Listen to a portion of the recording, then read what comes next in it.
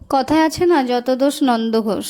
হ্যাঁ, একটা মেয়ের যদি লেট করে বিবাহ হয় তো গ্রামের লোকেরা বলে কি মেয়েটার কোনো দোষ ছিল যার জন্য ওর বিয়েটা হচ্ছে না বা লেট করে হচ্ছে।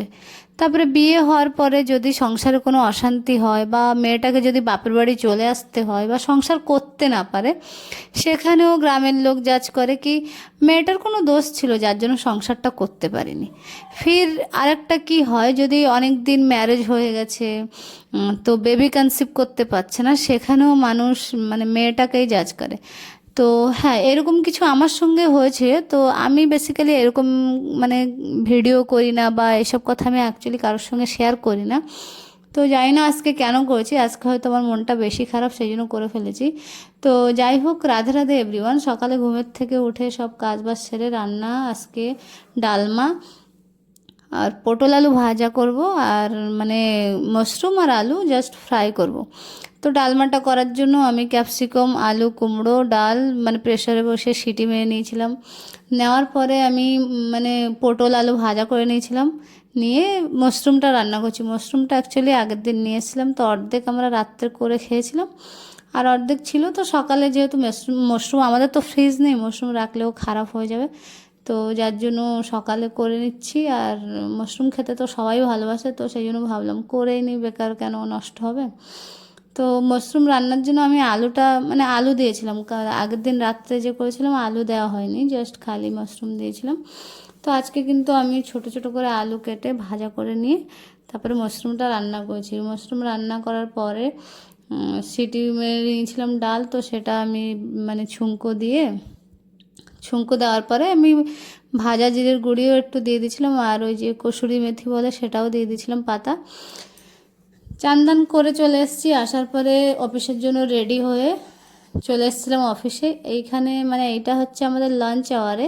অ্যাকচুয়ালি আমরা খাওয়া দাওয়া করতে যাব, তখনই আমাদের একটা স্টাফ মানে আখের রস নিয়ে এসছে। তো এই আখের রসটা লাঞ্চ আওয়ারে খাবো কি না সেটাই আমরা ডিসাইড করতে করতে অনেকটা লেট হয়ে গেছিলো। তো ফাইনালি আখের রসটা খাবো ডিসাইড হলো, খাওয়ার পরে গিয়ে আমরা লাঞ্চ করব। তো অ্যাকচুয়ালি এই ভিডিওটা পণা সংক্রান্তির দিন, তো আমি অ্যাকচুয়ালি এডিট করতে পারিনি, যার জন্য পোস্টটা করতে পারিনি। তো তোমরা একটু অ্যাডজাস্ট করে দেখে নিও। তো যাই হোক, মানে আখের রস খাওয়ার পরে ভাত খেতে চলে এসেছিলাম। আসার পরে খাওয়া দাওয়া করে আমাদের একজন স্টাফ ওর খাওয়ার অর্ডার করেছিল, তো অর্ডারে মানে খিদিও ছিল, তো সেটা খাওয়া দাওয়ার পরে এইখানে পাশের রুমে আমাদের পণা সংক্রান্তির উপলক্ষে পণা করছিল স্যাররা। পণা খাওয়া দাওয়ার পরে দেখো পণা দেখতেও কত সুন্দর হয়েছে। পণাটা খেয়ে নেবো। খাওয়া দাওয়ার পরে আজকে অ্যাকচুয়ালি আমার একটা বড় কাজ আছে। কাজটা হচ্ছে আমি হেয়ার স্পা করব। তো যাই হোক, হেয়ার স্পার প্রথম স্টেপ হচ্ছে হেয়ার ওয়াশ করতে হবে। তো প্রথমে আমার হেয়ারটা মানে ভালো করে ওয়াশ করে নিয়েছে খালি জলে। তারপরে শ্যাম্পু অ্যাপ্লাই হয়েছিল। শ্যাম্পু অ্যাকচুয়ালি দুবার অ্যাপ্লাই হয়েছে। দুবার অ্যাপ্লাই করার পরে চুলটা শুকানো হয়নি আমার, আমি দেখাচ্ছি তোমাদের। তো এই যে এখন এই যে আমার চুল দেখো, মানে চুল শুকানো হয়নি। যেহেতু স্পা ক্রিম লাগানো হবে তো চুলটা ড্রাই করা হয় না, ওই ভিজে চুলেই স্পা ক্রিমটা অ্যাপ্লাই হয়। তো যাই হোক, এখন পার্ট বাই পার্ট আমার মানে যে স্পা ক্রিমটা মানে লাগানোর পরে মানে ক্লাচার দিয়ে টাক করে নিচ্ছে। তো দেখো, অ্যাকচুয়ালি স্পা ক্রিমটা হচ্ছে যতক্ষণ মানে লাগিয়ে রাখতে পারবে ততটা ভালো রেজাল্ট আসে। তো আমার তো স্পা ক্রিম লাগানো হয়ে গেছিলো। তো এইখানে আমাদের অফিসে সংক্রান্তির উপলক্ষে হোম হচ্ছিল, তো সেখান থেকে একটু দেখে নিলাম।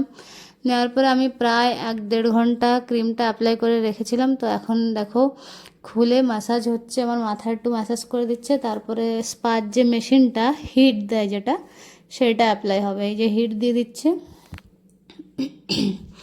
সরি, হিট দেওয়ার পরে এই যে ধুয়ে নিচ্ছি। এই যে আমাদের মানে হেয়ার কাটিংয়ের মাস্টার, মানে হেয়ারের বিষয়ে সব কিছু মানে ইনি প্রচণ্ড বিজ্ঞ লোক আর কি, যেটা বলে। তো যাই হোক, ধোয়ার পরে এই যে ড্রাই মেশিন দিয়ে আমার হেয়ারটা শুকিয়ে দিয়েছিলো ভালো করে। তো সেটা আমি অ্যাকচুয়ালি এই ভিডিওয় অ্যাড করিনি, যেহেতু আমি শর্ট ভিডিও শেয়ার করছিলাম সেই জন্য।